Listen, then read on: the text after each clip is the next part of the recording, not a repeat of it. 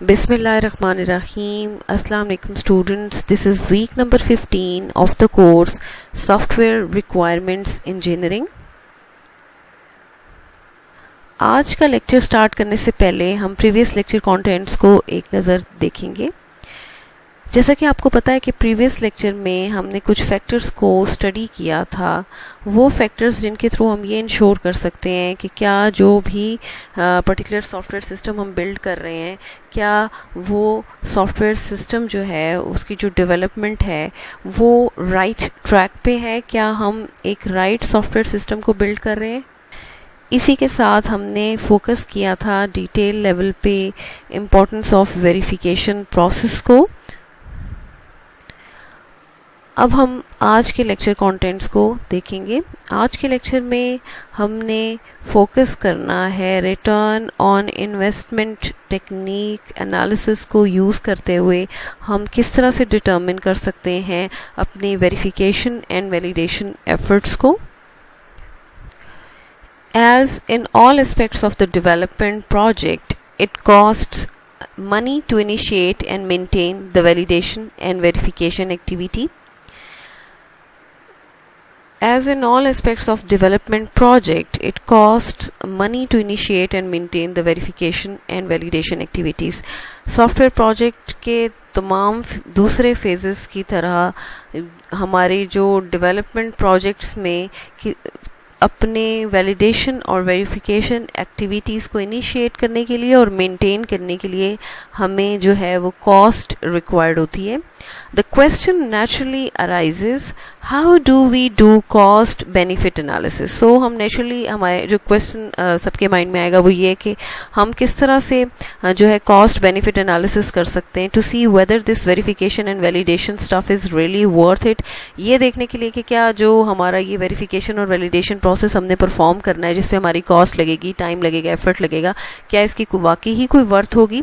So this chapter will help you plan your verification and validation activities. So basically इस chapter के अंदर हम जो है देखेंगे अपनी वेरिफिकेशन एंड वैलिडेशन एक्टिविटीज़ को कि इनको किस तरह से हेल्प प्लान आउट किया जा सकता है यूजिंग सम इकोनॉमिक कॉन्सेप्ट्स, कुछ इकोनॉमिक कॉन्सेप्ट्स को यूज़ करते हुए to answer the cost benefit question. Cost and benefit question को मद्देनज़र रखते हुए हम इस चैप्टर में वेरिफिकेशन एंड वैलिडेशन एक्टिविटीज़ को किस तरह से प्लान आउट किया जाता है, which is using some economic concepts, हम उनको फोकस करेंगे। वी विल प्लान और verification and validation activities on the basis of answers to the two questions. हम अपनी वेरिफिकेशन और वैलिडेशन एक्टिविटीज़ को प्लान कर सकते हैं by answering two types of question. Number one, what are the social or economic concern of a failure of our system? हमारा जो भी पर्टिकुलर सिस्टम जिसको हमने डेवलप करने जा रहे हैं उसमें हमारे सोशल और इकोनॉमिकल कंसर्न्स क्या हो सकते हैं हमारे सॉफ्टवेयर सिस्टम के फेलियर से related. How much verification and validation do we need to do, हमें कितनी वेरिफिकेशन और वैलिडेशन जो है वो परफॉर्म करनी चाहिए, किस लेवल तक परफॉर्म करनी चाहिए to ensure that we do not experience these consequences. ये इंश्योर करने के लिए कि हम इस तरह के जो कॉन्सिक्वेंसेस हैं, प्रॉब्लम्स हैं, उनको एक्सपीरियंस नहीं करेंगे। सो बेसिकली आपको पता है कि किसी भी प्रोजेक्ट को फेलियर से बचाने के लिए, उसमें क्वालिटी को इम्बेड करने के लिए ये ज़रूरी है कि उसमें वेरिफिकेशन और वैलिडेशन प्रोसेसेस को जो है हम फॉलो अप करें।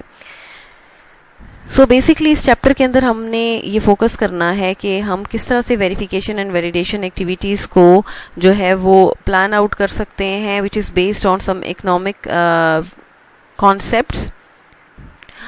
Of course, it is not very useful to find out after the project is completed that there was way too much verification and validation that yielded results of minimal value to the project. It's even more painful to find out that you did not do enough checking.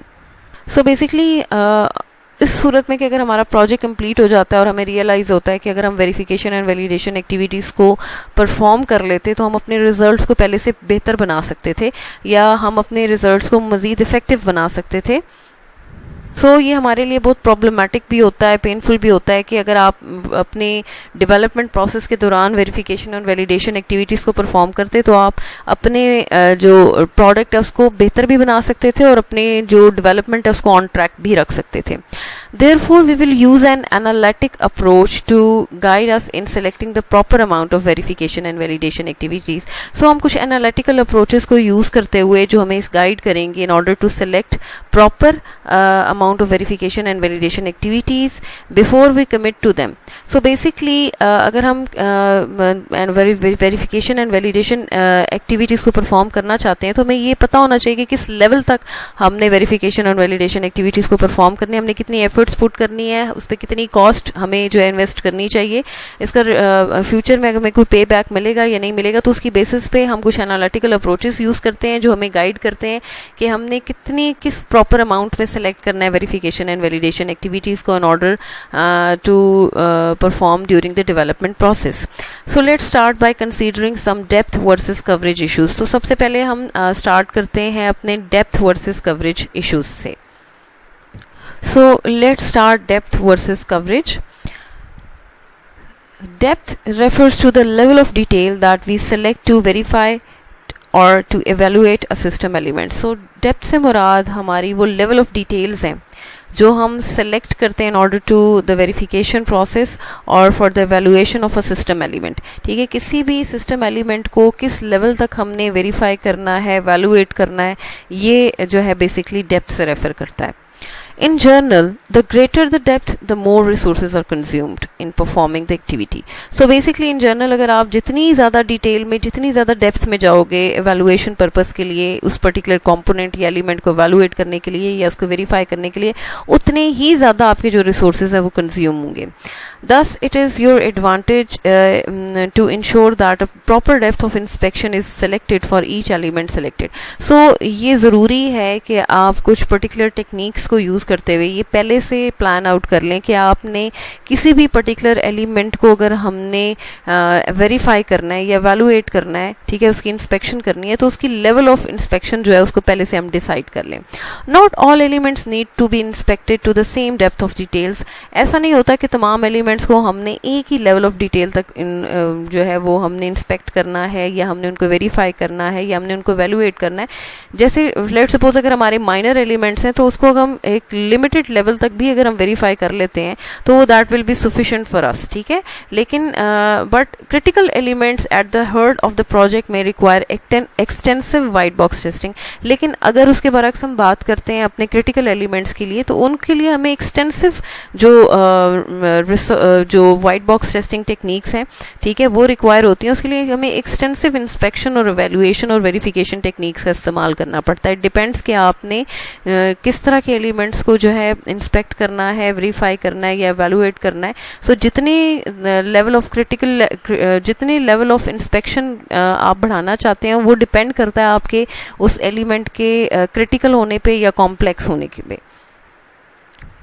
तो minor elements में हमें detail level inspection required नहीं होती, लेकिन अगर हम critical elements की बात करेंगे तो हमें उसमें डिटेल लेवल इंस्पेक्शन रिक्वायर्ड होती है.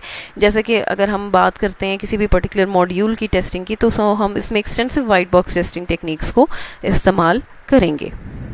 सो इन शॉर्ट हम ये कह सकते हैं कि किसी भी पर्टिकुलर एलिमेंट को इंस्पेक्ट करने के लिए, उसको वेरीफाई करने के लिए हमें सबसे पहले तो इंस्पेक्शन का जो लेवल ऑफ डिटेल है उसको डिसाइड करना है, ठीक है. जितनी लेवल ऑफ डिटेल में आप जाओगे, ठीक है, जितनी डेप्थ में आप जाओगे उतने ज़्यादा रिसोर्सेज रिक्वायर्ड होंगे in order to perform verification और एवेलुएशन. सो हमें ये एक एडवांटेज हमारे पास हो सकता है कि हम सबसे पहले इंस्पेक्शन करने से पहले हम एलिमेंट में जो प्रॉपर डेप्थ है ना उसको सेलेक्ट कर लें, उसको इंश्योर कर लें कि किस लेवल ऑफ डेप्थ तक हमने इसको कवर अप करना है.